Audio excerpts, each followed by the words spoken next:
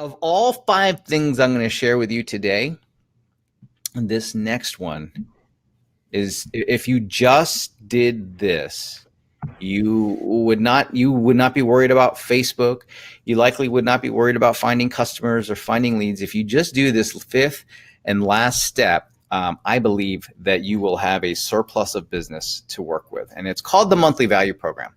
Now, the monthly value program is not just it's not just in Facebook.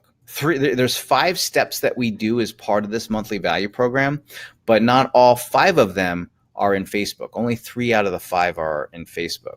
But I need to give you a little bit of context on this last one because it is so effective, but I want you to understand why it's effective.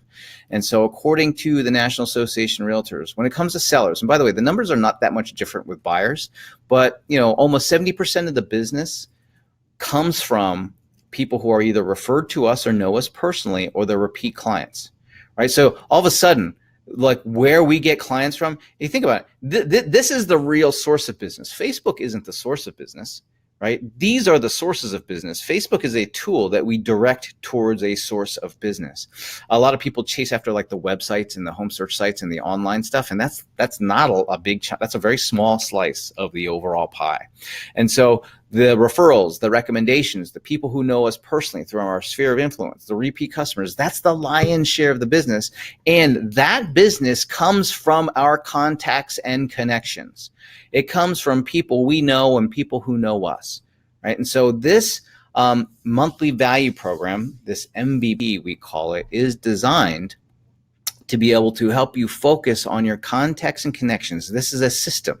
This is a system to help you focus on those contacts and connections so that you'll produce recommendations, referrals, right? That sphere of influence business, word of mouth, word of click, repeat clients, and even have an increased reputation, which clients want to know that they can know, like, and trust you. And so I mentioned that 3 out of the 5 steps are in Facebook, 2 are not. And I'm going to show you these exactly. We're going to go into detail in this because I really want you to like I said, if you do nothing else but do this campaign, and it's going to be part in Facebook, but then also there's a blog post in the email that you send out, that you will be plenty satisfied. So let's take a look at this. So there's 5 steps, and the first 2 steps are what make Facebook more effective in the last 3 steps. All right. So these are consider these the prerequisite steps that you need to do in order to make the steps in Facebook more effective. Right. Remember I had talked about how we either have to use creativity and innovation or we have to spend money.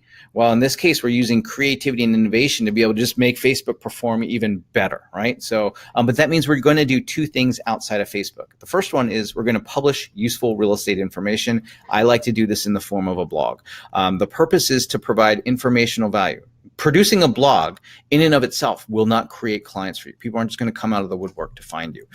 The purpose is to provide informational value, which then becomes the reason for the outreach, at which point we're going to be able to use tools like Facebook and have a reason to reach out to people. This becomes the excuse. This becomes the reason, is having this content. Hence the importance and the significance of having useful real estate information and not, useful recipes or useful game cards.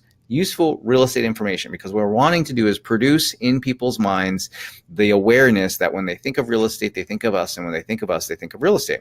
And one of the byproducts of sharing this information on a consistent basis is it also increases our authority and credibility through our online reputation. So this is step 1. This is the prerequisite step. We just have to have some useful information that we can share online. And then the second prerequisite step before we get into the Facebook activities is to send this to the people that you know, right? You send an email with a link to that blog post to the people that you know that you have contact information for, right? Some of you might have to first gather up that contact information before you can before you can send it out. But once you do, you then send this out to the people that you have the contact information for. You drop a link to that blog post that I shared with you with the useful real estate information, put it into this email, which really just synthesizes and gives people a reason to go check it out. And then you're done. Now, steps 3, 4, and 5 are all on Facebook, but they're using different aspects of Facebook, all right? So they're all going to use different aspects of Facebook, of which you're familiar with most of them by now. So what we're going to do is we're going to share a 1-minute video, right? You guys, I've shown you a couple of different videos. This one is no different. It's using Gary shot this one just using his phone, and it's discussing the highlights from that useful information that we put into the blog. You just post this on your business page. You can promote it using Facebook ads for $1 a day, and then you can even share it from your business page onto your personal profile to increase that viewership. And what this is going to do is this starts to get it in front of more people, because you don't have the we produce that blog post or that useful information, and then we sent that to everybody that we know, but we don't have email addresses for everybody that we know, right? So by putting this into Facebook and then promoting this into Facebook, we ensure a much larger group of those contacts and connections are going to see this, so that they get that awareness, and they think of real estate, they think of us, and they think of us, they think of real estate. So this is step 3, is to share that 1-minute video.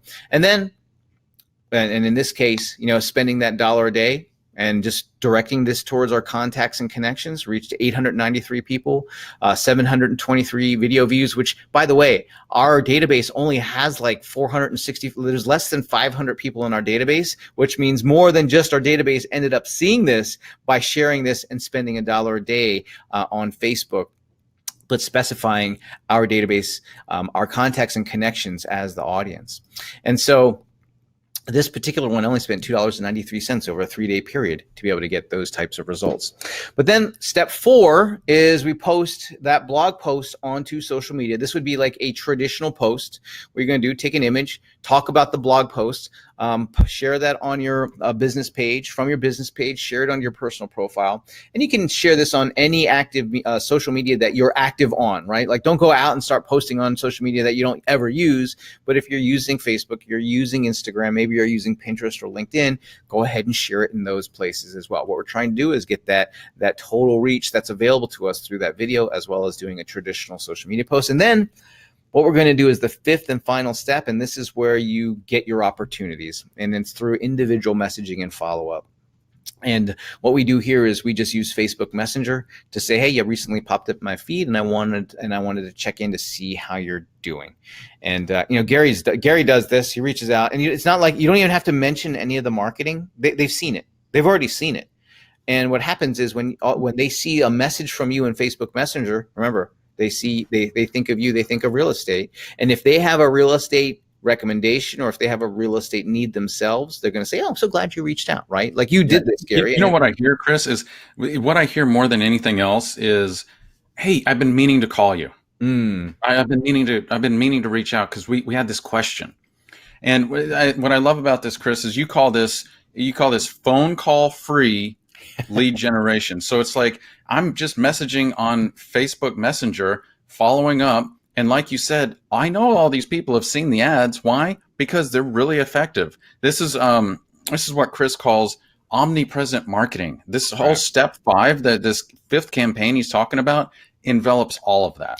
Well, here's the beautiful thing about using Facebook Messenger as the follow-up mechanism is that if you're connected to people on Facebook, you're connected to them on Facebook Messenger. Like that, it's the same thing. In fact, if you chat with somebody on Facebook, you're chatting with them through Facebook Messenger. It's just, it also happens to be a separate app that you can utilize. But by employing all 5 of these steps that we shared as part of this MVP, like it's a full strategy. It's more than just a Facebook strategy, right? It's a full strategy for you to capitalize on.